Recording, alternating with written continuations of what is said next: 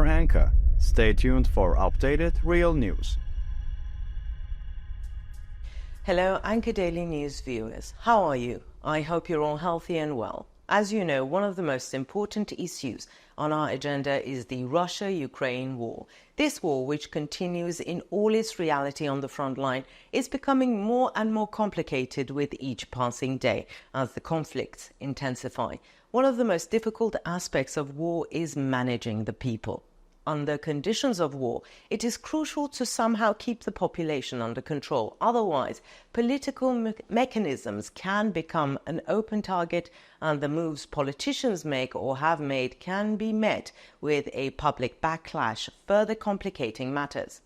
One of the areas where the human factor is most critical is the management of the troops. If the political mechanisms fail to adapt soldiers to war and combat discipline, it is impossible to expect success on the front line. At this point, the Russian army has faced many problems since the first days of the occupation. However, these problems were somehow solved by Moscow's reaction or lack of reaction. Nevertheless, as time progressed, these solutions became inadequate. From the early days of the war, the Russian army was struggling with serious problems such as deserters and soldiers who had laid down their arms. To solve this problem, barrier units were created. These units executed soldiers who tried to escape from the front. In addition, alcoholic and addiction soldiers in the military units were disciplined through violence in various training camps. However, these methods of struggle caused more backlash than success. Currently, the backlash in the Russian army continues to grow and soldiers continue to lay down their arms. At this point, the crisis in the Russian army is growing and the search for a solution is not enough. Let's take a closer look at the latest developments and the crisis in the Russian army. Before moving on, here's a small reminder. As the Anka Daily News team, we strive to bring you the latest developments in the Russia-Ukraine war. Don't forget to subscribe to our channel and turn on notifications so that you don't miss our daily reports and explanations. I also read all the comments you leave on our videos. Please continue to share your ideas about our content in the comments section. Tell us in the comments what content you would like to see on the Anka Daily News channel. Let's start if you're ready. Anka Daily News reports. According to information obtained from local sources, unrest in the Russian army is growing. Moscow's heavy losses in the offensive in Ukraine are causing serious problems within the army. As the losses in the Russian army mount, soldiers are refusing to follow orders from their superiors. Families of soldiers arrested in the occupied territories of Ukraine receive messages with anecdotes about lack of food, water, and poor command conditions. These messages show that their families are deeply concerned about the situation of Russian soldiers on Ukrainian territory. The lack of any effort to improve the living conditions of soldiers within the army has a serious negative impact on their morale. Reports of deserts and disobedience in Russia are approaching their highest levels. Reminiscent of the situation created by the Wagner Group that rebelled last year, new reports show that the current levels of rebellion and disobedience have reached much higher levels. The recent incident of the Wagner Group in Mali is also very important. We will discuss this in later reports. Reports on the current situation suggest that the army may be facing a wider, popularly supported insurgency. This month, Russian forces launched a major offensive in the western part of Avdiivka, known as the Gateway of Donetsk city.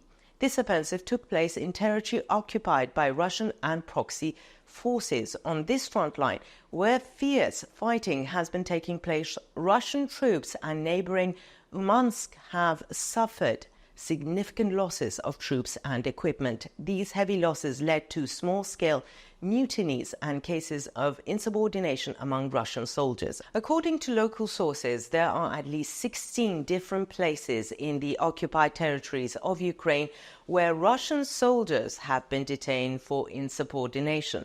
Prohers is reported to be the most common place for these detentions.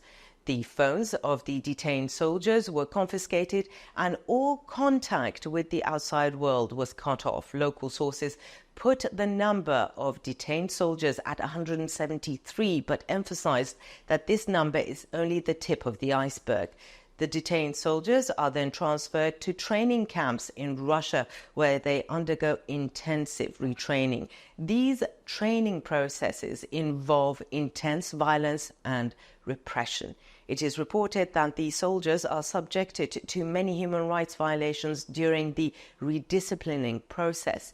In these re-education camps, soldiers are subjected to physical and psychological pressure and forced to live in harsh and inhumane conditions. Local sources state that these practices have deeply traumatized and demoralized Russian soldiers. Soldiers who are violently repressed in training camps are sent to the front line after their training. According to the soldiers' claims, the soldiers who are psychologically worn down in these camps behave like robots when they return to the front line. This situation gives important clues about the content of the training camps.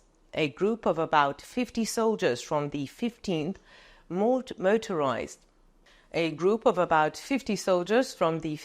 Motorized Rifle Regiment were reportedly detained in Prohers in Ukraine's Donetsk region and then taken to a training ground in Russia's Kursk region. A lawyer for one of these soldiers who contested the detention as unlawful said the troops were to be sent to participate in an offensive west of Avdiivka.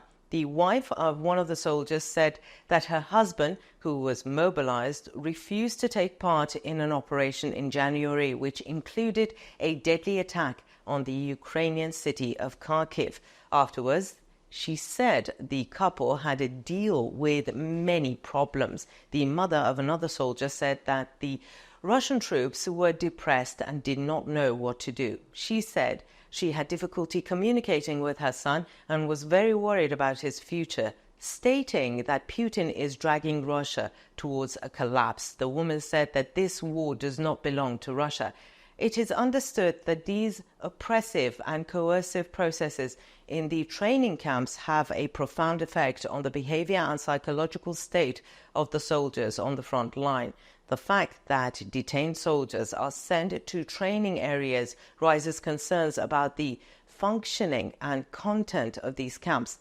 In particular, unlawful detentions and forced deployments have a negative impact on the mental health and morale of soldiers. The difficulties experienced by families during this period show that the war has inflicted deep wounds not only on the front line but also in society. Since the start of the war in Ukraine, especially after Vladimir Putin's partial mobilization in September 2022, there has been problems with command as well as poor training and equipment. There are also numerous reports of low morale among Russian troops, but the Russian command is not taking any steps to address these problems.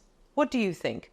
What do you think are the main reasons behind the disobedience of soldiers in the Russian army? Do you think Moscow's current policies are sufficient to address the discipline problems in the Russian army?